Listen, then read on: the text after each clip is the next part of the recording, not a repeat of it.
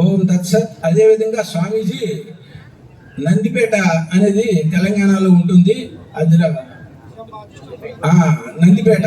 అక్కడ స్వామీజీకి సుమారు ఒక 30 ఎకరాల్లో ఆశ్రమం ఉందన్నమాట. అక్కడ ఈ సభా కార్యక్రమాలు 57వ సభా కార్యక్రమం అక్కడే జరిగిందనమాట. ఆ కార్యక్రమం చూసి స్వామీజీ మళ్ళీ ఒక కార్యక్రమం చేయాలని సంకల్పం కూడా చేసినాడు.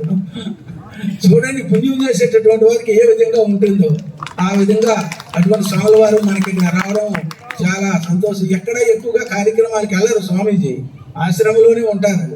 కాబట్టి మన సాధువులు అందరం కాబట్టి ఒక స్వామీజీ కూడా ఇంతకు ముందంతా తెల్లబట్టలతో ఉండేవారు. ఈ సంవత్సరమే సన్యాసం తీసుకున్నారు. అది కూడా చాలా విశేషము.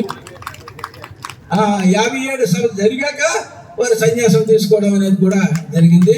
స్వాముల వారి దివ్యమైనటువంటి ఆశీర్వాదాన్ని మన అందరికీ అందించవలసిందిగా మనవి.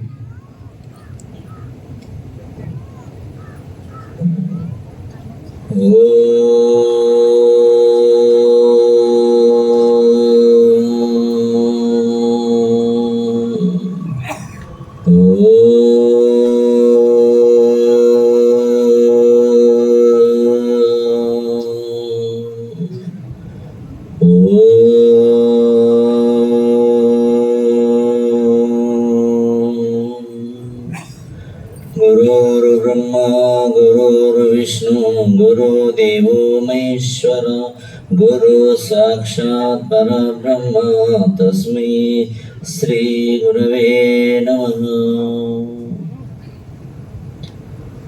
ఈరోజు చాలా పవిత్రమైన మహా సమయం, అమ్మవారి యొక్క జన్మదినం, సరస్వతి మహాతల్లి బసంత పంచమి యొక్క జన్మదినం సందర్భంగా మొట్టమొదటి సభకు స్వామీజీ మన భాష రావడం, స్వామీజీ మీరు ఖచ్చితంగా రావాలని చెప్పడం, ఈ భాగ్యం మాకు నోసుకునే భాగ్యం కూడా కలిగిందని నేను ఆనందపడుతున్నా. ఎందుకోసం అంటే మానవ జన్మం చాలా ఉత్తమైందని స్వామీజీలు అందరూ చెప్తున్నారు. ఇది ఉత్తమైన జన్మములో మాది కూడా ఉత్తమైన జన్మమే. అంటే సామాన్య కుటుంబంలో నాకు స్వామి వాళ్ళకి తెలుసు అందరికీ, నా దగ్గర ఒక చదువు అనేది నాకు లేదు, ఏ సాధన కూడా చేయలే. ఈశ్వరి కృపా కటాక్షంతో సేవ, మా తల్లిదండ్రులు చిన్నగా ఉన్నప్పటి నుంచి బ్రాహ్మణ సేవ కానీ మహాత్ముల సేవ కానీ అక్కడక్కడ అన్ని సేవ చేపిస్తుండే. నేను 5-6 సంవత్సరాల పిల్లగాడు ఉన్నప్పటి నుంచి, నేను పుట్టింది మెదక్ జిల్లాలో, పెరిగింది నందిపేటలో. అలాంటి అవకాశం ఒక మహా పుణ్యపురుషుడు దర్శనం కలిగి ఆ పలుగుట్టకు తీసుకపోవడం కూడా జరిగింది. అక్కడ మంత్రోపదేశం చేసి, నాయన ఇక్కడ చాలా పుణ్యక్షేత్రం అవుతుంది, కొన్ని వేలాది మంది మహాపుణ్య పురుషులు కూడా ఈ యొక్క ప్రాంతం అంతా దర్శించుకుంటారని చెప్పిన మాటనే 40 సంవత్సరాల కిందిది ఇప్పటిదాకా ఇలాంటి మహాపుణ్య పురుషులందరూ కూడా దర్శనం చేసుకొని మరి వారి యొక్క పాద ధూళిని మేము కూడా పడి తరిస్తా ఉన్నాం. వాస్తవంగా మానవ చాలా చక్రమని చెప్పుకున్నాం కాబట్టి ఆ సేవ భావాలే మనం ప్రయత్నం చేయాలి. అంటే ఇందాక చాలా మంది మహాత్ములు చెప్పారు, అందరి హృదయాలలో పరమాత్మను చూడమని చెప్పారు. వాస్తవమైన మాట అది. అందరి హృదయాలలో పరమాత్ముడు ఉన్నాడన్న భావన తెలుసుకొని మనం సాగిపోతా ఉంటాం. ఎలా ఉండాలంటే తన్మనుగా ఉండాలి. నా వల్ల వస్తే ఒకటి, నీ వల్ల వస్తే ఒకటి, తల్లిగారిళ్ళ కానీ అత్తగారిళ్ళ కానీ నా వల్ల వస్తే ఒకటి, నీ వల్ల వస్తే ఒకటి అంటే అలా ఉండరాదట. సాధుస్తులలో కూడా తన గురువుని ఎలా భావన చేస్తారో ఇతరుల గురు మహాత్ములను కూడా అదే ఆనందంగా కరించాలి. వాస్తవంగా అదే అంతటా పరమాత్మను చూసిన భాగ్యం కలుగుతూ ఉంటుంది వాస్తవంగా. కాబట్టి ఇది మౌలిక యొక్క 60 సంవత్సరాల మరి సభ చాలా అమోఘమైనంగా జరుగుతున్నాయి.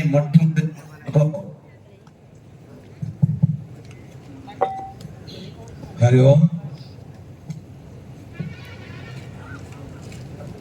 మొట్టమొదటిగా సభలు ఇక్కడ చాలా విశేషంగా మరి స్వామీజీ జన్మించడం ఇక్కడ, మరి ఆధ్యాత్మికమైన సేవ ఎందరో మహానుభావులతోని తన సేవ భావన చేసి ఇయ్యాల ఈ స్థాయికి వచ్చిందంటే పూర్వజన్మ అంటే వారి యొక్క తల్లిదండ్రులు చేసిన పుణ్యమే ఈ జన్మ రావడం.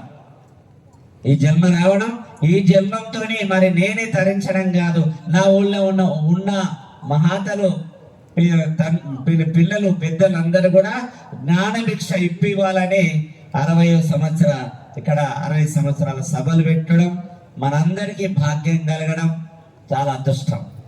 కాబట్టి ఇది ఎంత చేస్తే అంత పుణ్యం బ్రహ్మ. వాస్తవంగా ఇలాంటి భావంలో ఎంత చేస్తే అంత పుణ్యం. భగవంతుడు సేవ చేయాలి, భగవంతుడు గురునామాన్ని ధ్యానం చేయాలి, నీలో ఉన్న పరమాత్ముడు కూడా ధ్యానం చేయాలి. ఇందాక చెప్పారు మనలో ఉన్న పరమాత్ముడు కూడా సాధన చేయాలని. వాళ్ళు ఎవరు, ఎక్కడున్నాడు? అంతరాత్మలకు పోతేనే, ప్రయత్నం చేస్తేనే తన జీవిత ధన్యమవుతున్నది. దేని మీద ఆశ లేకుండా కూడా తరించిపోతాడు. ప్రపంచం మీద సంబంధం లేకుండా కూడా తరించిపోతాడు. ఇవాళ ఇంత పెద్ద కార్యక్రమం అవుతున్నారు, ఒకరు నీళ్ళు ఇస్తున్నారు, ఒకరు పాలు ఇస్తున్నారు, ఒకరు బియ్యం ఇస్తున్నారు. అంటే దానివల్ల ఏ శుద్ధి అవుతుంది? తన సంపాదించిన ధన శుద్ధి అవుతున్నది. తన చెమట అంపిన యొక్క రూపాయి ఇలాంటి సేవలు కావచ్చు, ఒక గుళ్ళు గోపురాలు కట్టినప్పుడు కావచ్చు, ఒక విద్యార్థులకు విద్య దానం కావచ్చు, తన వంతు సాయం తను చేస్తే తన ధన శుద్ధి అవుతున్నది. మరి శరీర శుద్ధి కావాలా, మనసు శుద్ధి కావాలా? అది గురు ద్వారా ఒక జ్ఞానమైన పొంది వారి చెప్పినట్టుగా అక్షరాలు అంటే అక్షరానికి 1,00,000 జపం చేస్తారు ఎవరైతే, వారు కూడా తరించిపోతారని శాస్త్రం చెబుతున్నారు. ఆ శాస్త్రాన్ని అనుసరించే మనందరం ముందుకు పోతున్న బట్టి గురువు మీద విశ్వాసం ఉండాలి, పరమాత్ముడి మీద విశ్వాసం ఉండాలి, మన తల్లిదండ్రుల మీద కూడా విశ్వాసం ఉండాలి. మాతృదేవో భవ, పితృదేవో భవ, ఆచార్య దేవో భవ, అతీత దేవో భవ. అంటే మనం ఎంత చెప్పినా ఎంత చేసినా తల్లిదండ్రుల రుణం మనం ఎప్పుడు కూడా తీర్చుకోలేము. కాబట్టి విశ్వాసం అనేది చాలా గొప్పది రమ్మ. ఆ విశ్వాసం మీద ఒక చిన్న కథ రూపకంగా మీ అందరికి తెలియపరుస్తాం. ఒక మహాపుణ్య పురుషుడు ఒక ఊళ్ళో ఉండే ఆ ఊరు పక్క పొట్ట ఒక నది ఉన్నది, గోదావరి. ఈ పుష్యమాసంలో ప్రతి ఆదివారం పోయి స్నానం చేయాలని శాస్త్రం చెప్తున్నది. వాస్తవంగా ఆ పురుషుడు ఏం చేసిండంటే ప్రతి ఆదివారం పోయి గోదావరి స్నానం చేయాలా, తన సందే వరుచుకున్నాలా, ఒక జపమాల పట్టుకొని ధ్యానం చేసుకుంటూ ఒప్పుకున్నారు. అట్లా ఒక వారం చూసిండు, 2 వారాలు ముట్లు నడుస్తుంది, 5 వారాలు వస్తాయి ప్రతి పుష్యమాసంలో. ఒక భక్తుడు గొల్లవాడు, ఆయన నిరంతరం గొర్రెలు కాసేవాడు, అతనికి ఏం తెలియదు పాపం. గొర్రె మేపుకుంటా చూశాడు, అయ్యో ఈ స్వామి రోజు మొన్న ఆదివారం కనబడ్డాడు, ఈ ఆదివారం కనబడ్డాడు, ఈయనకి ఏం చేస్తున్నాడు? మరి స్నానం చేస్తున్నాడు, బస్సం పోసుకుంటున్నాడు, జపమాల పట్టుకున్నాడు, ఎంత పిలిచిన వాళ్ళకాడు అని ఒక వారం చూసిండు, 2వ వారం చూసిండు, 3వ వారం నాడు ఏమనసు కానీ పలకరి ఇవ్వాలి. ఏం చేయాలి? పలకరి ఇవ్వాలి. ఆయన అలా ఏమున్నది, ఆయన తగులకుండా ఊపుకుంటున్నాడు అని ఆ గొర్రుగాస వ్యక్తి ఈయన దగ్గరికి వచ్చి స్వామి స్వామి స్వామి అని బాగా పిలుస్తున్నాడు.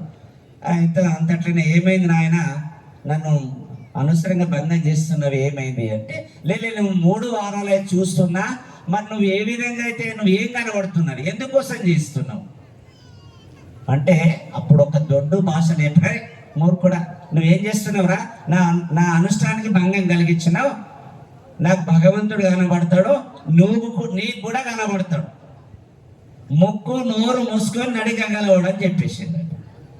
ఏమన్నాడు? ముక్కు నోరు మూసుకొని నడిగలవాడు, భగవంతుడు కనబడతాడు అని చెప్పేసి అనగానే సరే ఇంకా ఆదివారం ఉన్నది, పర్వాలేదని ఈ మాట ఎన్నుకున్నాడు. ఇతను కూడా నడుమ భంగం కలిగింది కాబట్టి ఈయన ఊళ్ళకి వెళ్ళిపోయాడు. ఆ గొల్లవాడు మళ్ళీ ఆదివారం నాడు, 4వ ఆదివారం నాడు మళ్ళీ భార్య చెప్పిండు రాత్రి, అమ్మా నేను భగవంతుని చూడగలిగి పోతున్నా, ఇవాళ నేను గొల్లుగాయ నాకు పోయిన మద్దు ఏ మద్దు అని భుజం మీద గొంగడేసుకుంటూ చేతులు కట్టె పట్టుకున్నాడు. మరి నది ఒడ్డుకు వచ్చేసిండు. నది ఒడ్డుకు వచ్చేసిండు. ఆ స్వామి చెప్పినట్టే గొంగడి చెప్పులు కట్టెడ పెట్టిండు. మరి ఆ నడి గంగల ముక్కు మోసుకున్నాడు, పడ్డాడు. ఇక నడి గంగలు పడ్డాడు. ఇంత ఇంత ఇంత ఇంత అంటే పోతున్నాడు లోపలికి పోతున్నాడు. అప్పుడు పరమాత్ముడికి మాల్యమైంది. అరే ఆ గురుగారు ఎప్పడమేంది ఇంత అమూల్యమైన ప్రేమతో నన్ను చూడాలని త్యాగం చేస్తుంటే మరి ఇందులో నేను దర్శనం ఇవ్వకపోతే అతని మాట భంగం అవుతుంది, ఇతని విశ్వాసానికి లోటు జరుగుతున్నది అని ఆ పరమాత్ముడు వచ్చి, అరే నాయన ఆ గంగలకి వెళ్ళి ముంచుకొచ్చి ఆ గడ్డ గుగ్గుని పెట్టి కళ్ళు తెరువురా అంటున్నాడు. తెర నాకు భగవంతుడు వచ్చిన దాకా నేను మాట్లాడా, నేను కళ్ళు తెరువు అంటున్నాడు. అరే నేనేనా పరమాత్ముడు? నేనే అంటే పరమాత్ముడు అంటే ఎట్లుంటాడు నాకు తెలియదు కదా. ఆయన చెప్పిండు ఎట్లుంటాడంటే మంచి భూషణం కిరీటం పెట్టుకొని ఉంటాడని ఆయన చెప్పిండు. అప్పుడు కళ్ళు తీసి చూసే వరకల్లా ఆ భూషణాలతో కనబడ్డాడు పరమాత్ముడు. భూషణాలతో కనబడే వరకల్లా ఇతనికి ఏమనిపించింది? పట్టపగలు మా ఊళ్ళే మాల సింధులు ఆడతారు ఇట్లా, కానీ నువ్వు దేవుడా కావు అని మళ్ళా గంగలు పడతావు. మళ్ళా పడకల్లా ఆయన నువ్వు అట్లా కాదురా, నీకు ఎవరు చెప్పిండు? నాకు ఒక్కడ మహారాజ్ చెప్పిండు. ఆ మహారాజ్ దేవుడు అంటే నీకు దండం పెడతా. చూడండి, అయితే విశ్వాసం అనేది చాలా గొప్పది. అయితే ఆయన అంటున్నాడు, అరే ఆయన సాధన ఉన్నాడు, ఆయనకు పూర్వజన్మ పుణ్యం లేదు, దర్శన భాగ్యం. నీకు త్యాగం ప్రేమ మీద నా పేరు మీద నీ జీవితమే త్యాగం చేసినావు కాబట్టి నీ భాగ్యం ఉందిరా, అందరికి దర్శనం కలిగేది. లేదు అయితే నువ్వు దొంగ దేవుడు అంటే అప్పుడు మరి తోలుగానే పర్వాలేదు. ఆయన ఏం చేసిండు? తన గొంగడు చెప్పి ఆ ఈత చెట్టు పరమాత్మని కట్టేసిండు. నేను అచ్చరికలు నువ్వు వెళ్ళిపోతావా అంటే కట్టే, సరేనా పర్వాలేదు, భక్తుడి చెట్లనే భగవంతుడు కట్ల పడతాడు శాస్త్ర ప్రమాణం ఉన్నట్టుగా ఆయన అట్లా నిలబడి తోలుకరాపు అన్నాడు. ఆయన ఏం చేసిండో మళ్ళీ ఆదివారం ఆయన స్నానం చేసి ఇట్లా భోజనం చేసి పడుకున్నాడు. స్వామీజీ ఆశ్రమం పోయి, స్వామీజీ రా దేవుడు వచ్చిండు కట్టేసి వచ్చిన అంటాడు. ఉదయం ఇక మొన్న 3వ వారం నాడు కూడా నాకు భంగం కలిగించిండు. మళ్ళీ ఈ వారం నాడు నాకు అది ఇంటికి ఆశ్రమంకి వచ్చిండు. ఆయన వెనకాల శిష్యులు అనేది ఏమో స్వామి ఏ పుట్టలు ఏ శిష్యుడు పోదాం పని అందరూ కలిసి ఎక్కడికి వచ్చారు? నది ఒడ్డుకు వచ్చే వరకల్లా ఆ ఈ చెట్టు తిరుగువలే గొంగడు చుట్టింది కనబడుతున్నది. ఎవరికి? స్వామీజీకి. ఇతనికి నిరంతరం పరమాత్ముడు కనబడుతున్నాడు.